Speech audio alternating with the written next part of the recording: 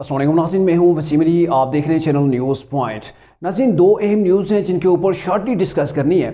एक तो है मरीम नवाज़ के हवाले से कि मरीम नवाज़ पाकिस्तान के अंदर आ चुकी हैं। मरीम नवाज़ के पाकिस्तान के अंदर आने के बाद पार्टी को किस कदर तक़वियत मिलेगी, नवाज़ शरीफ ने मरीम नवाज़ को क्या टारगेट दे के भेजा है, और सबसे अहम सवाल, क्या मरीम नवाज़ को जो पॉलिटिकल कैंपेन करेंगे उस कैंपेन के अंदर उनके सामना जो मुकाबला होगा वो इमरान खान से उनका मुकाबला है, या फिर जो सख्त उनका मुकाबला है वो पाकिस्तान के अंदर मौजूदा महंगाई के साथ उनका होने वाला है। और जो दूसरी अहम न्यूज़ है वो ये है कि आसिफ अली जरदारी के ऊपर कत्ल की साजिश का इमरान खान ने इल्ज़ाम लगाया था गुज़िश्ता रोज़, और उस इल्ज़ाम से ज़ायद है वो उसका आगे से उसका रेजिस्टेंस आनी थी, मज़म्मत जो है वो पेश आनी थी पीपल्स पार्टी की जानिब से। तो पीपल्स पार्टी ने बड़ा ही सख्त किस्म का एक्शन लिया इमरान खान के ख़िलाफ़, और वो एक्शन किया है, एक्शन ये है कि उन्होंने डेफीमेशन का केस करना है इमरान खान के ख़िलाफ़। इसी हवाले से पीपल्स पार्टी के जो अहम रहनुमा है उन्होंने एक प्रेस कॉन्फ्रेंस किया है, और प्रेस कॉन्फ्रेंस के अंदर इस चीज़ का ऐलान किया गया कि इमरान खान जो इल्ज़ामात लगा रहे हैं उनके खिलाफ डेफीमेशन का हमने केस करना है। और बिलावल भुट्टो ने भी बड़ा खुलकर कप्तान को इसके ऊपर जो वो जवाबी कार्रवाई उनके खिलाफ की है, और उसके अंदर उनका क्या कहना था वो शॉर्टली आपको बताते हैं। और फिर चलते हैं मरीम नवाज़ की जानिब कि मरीम नवाज़ के पाकिस्तान के अंदर आने से पॉलिटिकल कैंपेन मुस्लिम लीग नून की जो है वो बेहतर होगी, किस कदर बेहतर होगी, उसके ऊपर बात करते हैं। बिलावल भुट्टो ने सबसे पहले तो ये जवाब देते हुए कहा कि इमरान खान ने जो इल्ज़ामात लगाए हैं उसकी वजह से मेरे वालिद और मेरी फैमिली के लिए उन्होंने ख़तरात को बढ़ा दिया। यानी कि इमरान खान ने इल्ज़ाम ये लगाया है कि आसिफ अली जरदारी ने मेरे कत्ल की जो साजिश की है वो आसिफ अली जरदारी ने की है, और वो कत्ल जब वो इमरान खान ने वो क्लेम किया था मुझे 4 गोलियाँ लगी हैं, और सबसे बड़ी बात कि इमरान इस्माइल के कपड़ों झाड़ने से वो 5 गोलियाँ निकली थी। और वहाँ पे तरीक़े इंसाफ़ी कुछ ऐसे भी रहनुमा थे वो जिनके इधर चेहरे के ऊपर जो है वो ज़रा सी खराश आई, कपड़े खून आलूद थे, और जो उनकी वेस्ट कोट था वो बिल्कुल फ्रेश था, उसके ऊपर दाग भी नहीं लगा था। मतलब एक कंट्रोवर्शियल किस्म की वो इमरान खान के साथ वो हादसा हुआ था, और उस हादसे के ऊपर बहुत ज़्यादा सवालात उठे हैं, इतने ज़्यादा सवालात कि मशकूक बना के रख दिया कि वाकई इमरान खान के साथ ये इंसिडेंट हुआ है या फिर ये इंसिडेंट करवाया गया है। खैर आगे बढ़ते हैं इसी चीज़ के ऊपर कि बिलावल भुट्टो ने बाकी क्या कहा। बिलावल भुट्टो ने कहा कि हम इमरान खान के इल्ज़ामात को संजीदगी से ले रहे हैं। मतलब कहने का यहाँ पर ये है कि इमरान खान के पास आपको पता है वो कोई प्रूफ नहीं होते हैं, उनके पास कोई सबूत नहीं होते हैं। तो पीपल्स पार्टी के खिलाफ उन्होंने इतने बड़े एलिगेशन लगा दिए कि कत्ल का साजिश करार दिया कि जो आसिफ अली जरदारी ने मेरे कत्ल की साजिश की है। तो ज़ाहिर है इतना बड़ा इल्ज़ाम है तो पीपल्स पार्टी को इसके ऊपर जवाब तो देना है। और फिर उन्होंने ये फैसला किया कि हम इस मामले को ऐसे नहीं छोड़ेंगे, क्योंकि इमरान खान आए रोज़ इल्ज़ामात लगाते हैं। बल्कि अगर सोशल मीडिया के ऊपर आप देखें तो इमरान खान को जो इनके पॉलिटिकल हरीफ हैं, मुस्लिम लीग नून है, पीपल्स पार्टी है, वो अगर मुखातब भी करते हैं तो इल्ज़ाम खान के नाम से कभी कभी मुखातिब किया जाता है। मतलब कहने का ये है कि इमरान खान सोते जागते हर वक्त उनके माइंड के अंदर अगर कोई चीज़ चल रही होती है वो महज इल्ज़ामात होते हैं कि दूसरे के ऊपर क्या क्या हमने इल्ज़ामात लगाने हैं। पूरा फोकस किया जाता है, पूरा होमवर्क किया जाता है कि कैसे हमने इल्ज़ामात लगाने हैं। तो इसलिए इमरान को इल्ज़ाम खान भी कभी कभी जो है वो कहा जाता है। तो यहाँ पे पीपल्स पार्टी ने कहा है हमने इस चीज़ को संजीदगी से लेना है। यहाँ पे संजीदगी से लेने से मतलब ये है कि हमने इसके खिलाफ कानूनी चाराजोई करनी है। जैसा कि मैंने पहले भी आपको बताया कि पीपल्स पार्टी ने प्रेस कॉन्फ्रेंस किया, और प्रेस कॉन्फ्रेंस के अंदर इस चीज़ का तोटोक अंदाज के अंदर ये मौक़िफ़ पेश किया है कि हमने इमरान खान के खिलाफ डेफेमेशन का केस करना है कि भाईजान आएँ साबित करें कि हमने जो है वो आपकी कत्ल की साजिश की है। अगर साबित नहीं कर सकते तो आपको हर्जाना देना पड़ेगा, इसका दंड आपके ऊपर जो है वो कोर्ट लगाएगी। अच्छा, फिर इसके बाद उन्होंने कहा कि इमरान खान को समझना चाहिए, बड़ी अहम बात ये यहाँ पे ये पॉइंट बड़ा नोट करने का है कि इमरान खान को ये समझना चाहिए कि जो उनकी अहलिया को ख्वाब आते हैं उनको लेकर आप टीवी के ऊपर बैठकर इल्ज़ामात नहीं लगा सकते। और साथ में ये भी कहा है कि इमरान की अहलिया के ख्वाब अदालतों के अंदर जो है वो साबित नहीं हो सकते।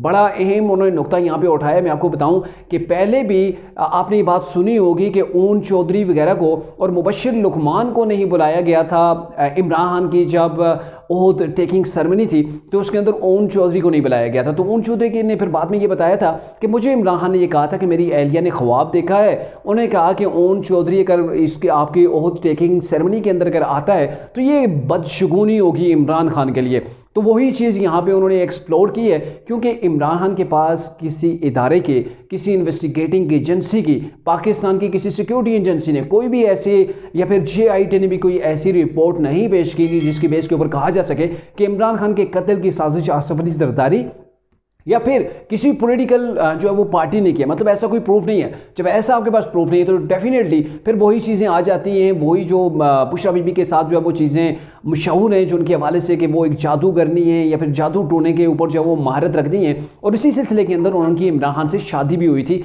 इसी चीज़ को लेकर। और अब यहाँ पे जो अहम इमरान खान के ऊपर जो इमरान खान ने एलिगेशन लगाए, इमरान खान के यहाँ उन्होंने बिलावल भुट्टो ने एक ज़बरदस्त बात की है कि आपकी जो एहलिया ख्वाब देखती है, सुबह आपको बताती है, आप आके टीवी के ऊपर आके इल्ज़ाम लगा देते हैं। मतलब जिस ऐसे इल्ज़ाम जिसका न सर है ना पाँव, आप इल्ज़ाम लगा के बैठ जाते हैं, तो ऐसे इल्ज़ामात आप कोर्ट के अंदर जो है वो साबित भी नहीं कर पाएंगे।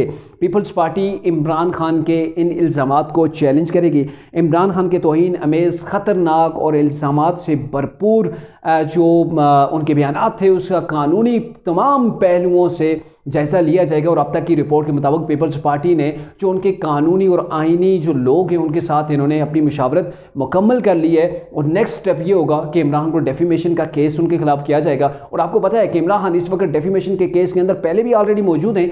इन्होंने इल्ज़ाम लगाया था शहबाज शरीफ के ऊपर कि इन्होंने जो है वो मुझे पता नहीं कितने अरब की ऑफ़र की थी, और उसी को लेकर उनके खिलाफ जो वो डेफेमेशन का केस शहबाज शरीफ ने किया हुआ है उसके अंदर भी इमरान खान जो है वो भागने की कोशिश कर रहे हैं, लेकिन अब उस केस के अंदर वो आप भाग नहीं पाएंगे। और इमरान खान ने भी एक डेफेमेशन का केस किया हुआ है ख्वाजा आसिफ के खिलाफ, और उसके अंदर इमरान खान फंस चुके हैं बुरी तरह से। इमरान खान ने जो इल्ज़ामात आयद किए थे उनको वो प्रूव नहीं कर सके, और उसके हवाले से आज कोर्ट के अंदर उनकी इमरान खान की पेशी भी थी। इन्होंने उसके ऊपर जवाब भी जमा कराना था, लेकिन मेरे ख्याल में अब तक उसके हवाले से कोई न्यूज़ नहीं आई कि इमरान खान ने जवाब जमा कराया है या नहीं कराया। इन्होंने कहा कि इमरान खान ने पहले भी मेरे वालिद को बंदूक की नोक पर रखने की धमकी दी थी। जी हाँ नाज़रीन, आज से कुछ माह कबल इमरान खान ने आसिफ अली ज़रदारी को ऐसी एक धमकी दी थी जिसके अंदर उन्होंने कहा था कि आसिफ अली ज़रदारी मेरी बंदूक की नोक के ऊपर है। तो ये जो चीज़ें इमरान के इल्ज़ामात है, असल में बात ये है ना कि इमरान खान बात तो कर लेते हैं, उन्हें समझ नहीं आ रही होती कि वो क्या कह रहे हैं। हालांकि वो पाकिस्तान के प्राइम मिनिस्टर रह चुके हैं, वो एक लीडिंग पार्टी के चेयरमैन हैं,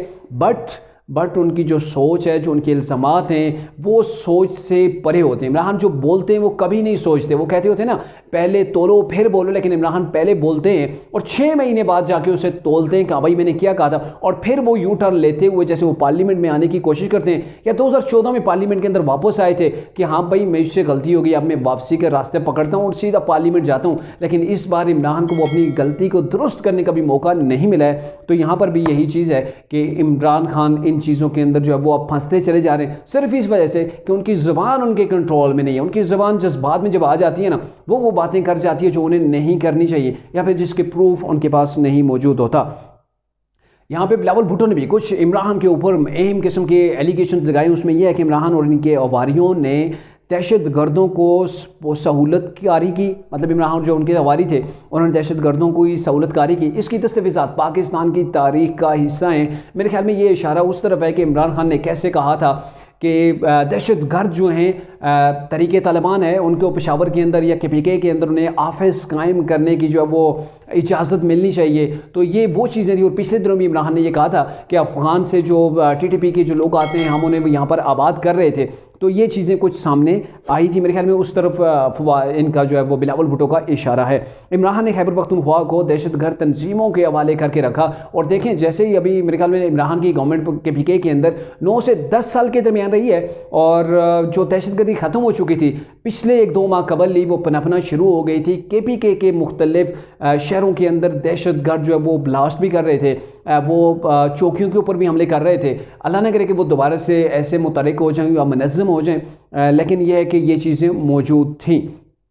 अब तक इमरान खान की पार्टी दहशत गर्दों को फंडिंग दे रही है, यानी कि तहरीक इंसाफ अब तक दहशत गर्दों को फंड कर रही है। ये बड़ा एलिगेशन है तहरीक इंसाफ के ऊपर। अब देखना ही है कि इमरान खान इसके ऊपर भी एक्शन लेते हैं या नहीं, या फिर अपना जो इन्होंने पहले बात की इल्ज़ाम लगाया उसी का जो नुकसान है उसको कम करने की कोशिश करेंगे। और साथ में ये भी कहा कि मुझे और मेरे पार्टी को, मेरे वालिद को तालिबान जो हैं या फिर दहशतगर्द जो हैं वो नाम लेकर इससे पहले भी धमकियां दे चुके हैं, और अब इमरान खान ने ऐसी बात की है तो उसके बाद भी हमारी जान को, हमारी फैमिली को, हमारी पार्टी को ख़तरा है। और साथ में ये भी कह दिया कि अगर हमारी पार्टी को या मेरी फैमिली को कुछ भी हुआ तो इमरान खान को इसका जवाब देना पड़ेगा, हम जवाब इसका लेंगे। और अब आते हैं जो अहम पहलू है वो मरीम नवाज़ का, कि मरीम नवाज़ पाकिस्तान की सियासत के अंदर वापस आ चुकी हैं और ऐसे हालात के अंदर आई हैं जब पंजाब के अंदर तहरीक इंसाफ की जो गवर्नमेंट थी वो ख़त्म हो चुकी है, KPK से भी गवर्नमेंट ख़त्म हो चुकी है। और ये गवर्नमेंट ख़त्म होने से पहले मुस्लिम नून को पंजाब के अंदर बड़ा झटका लगा था, और झटका ये था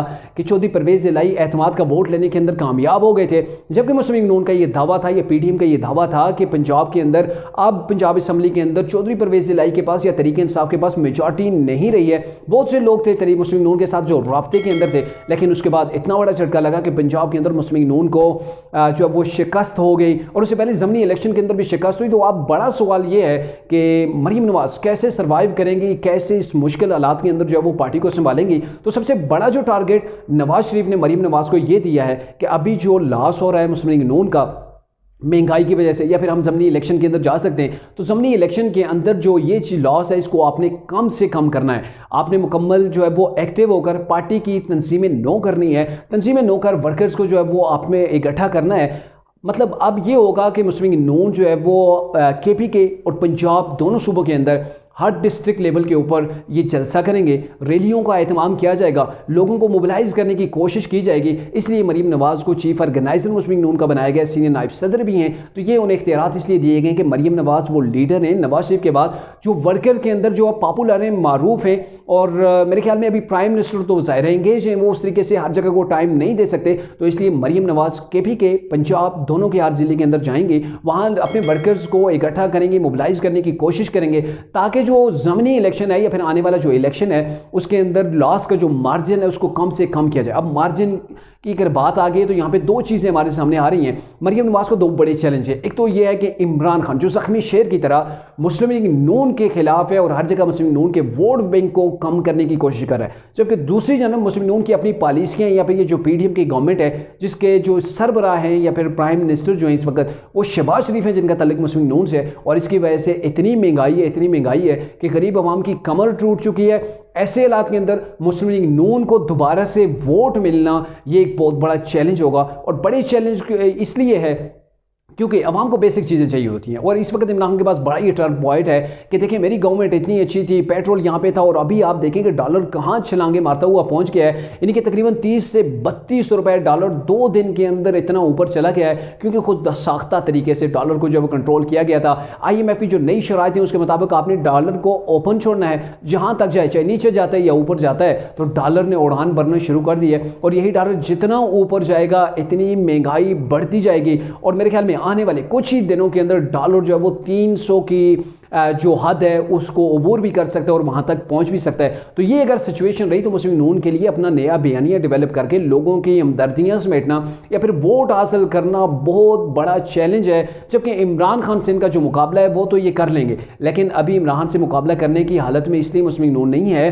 क्योंकि महंगाई का बहुत बड़ा तूफान है। आप आवाम को कैसे मुतमईन करेंगे? बेशक आप कह लें कि ये जो सारे मामलात हैं, जितना भी सारा लॉस हो रहा है, पाकिस्तान का खजाना इतना डैमेज हुआ है, उसके पीछे इमरान की वो स्ट्रेटजी थी, वो पॉलिसियां थी, जिन पॉलिसियों को उन्होंने कैरी किया, और अब पाकिस्तान के लिए सर्वाइव करना काफ़ी मुश्किल है। IMF की पॉलिसियों को हमें एक्सेप्ट करना होगा, तभी जाके पाकिस्तान IMF के प्लान के मुताबिक या फिर जो उनका जो स्कीम है उसके ज़रिए से इन्हें लोन मिलेगा, आगे बढ़ पाएगा। तो ये मजबूरी गवर्नमेंट की बन चुकी है कि इन्होंने लोन लेना है, और इसके अलावा जो मतलब IMF का प्रोग्राम है उसको कैरी करना है। इसके अलावा पाकिस्तान के पास इस वक्त कोई चारा नहीं है, कोई गुंजाइश नहीं है, और इतना महंगाई पाकिस्तान के अंदर जब आ जाएगी तो नए इलेक्शन बड़े मुश्किल हैं। और अभी आपको एक ब्रेकिंग न्यूज़ ये भी देता चलूँ कि अभी PDM की जो जमातें ओपनली तो ये नहीं कह रही, लेकिन नए इलेक्शन या जो ज़मीनी इलेक्शन के लिए मेंटली तौर पर तैयार नहीं है। वो ये चाह रहे हैं कि 90 दिन के अंदर जो कानून व आइन कहता है कि आपने इलेक्शन करवाने हैं, जब असम्बलियाँ टूट जाएं तो ये कराने के चक्कर के अंदर नहीं है। इसलिए नहीं है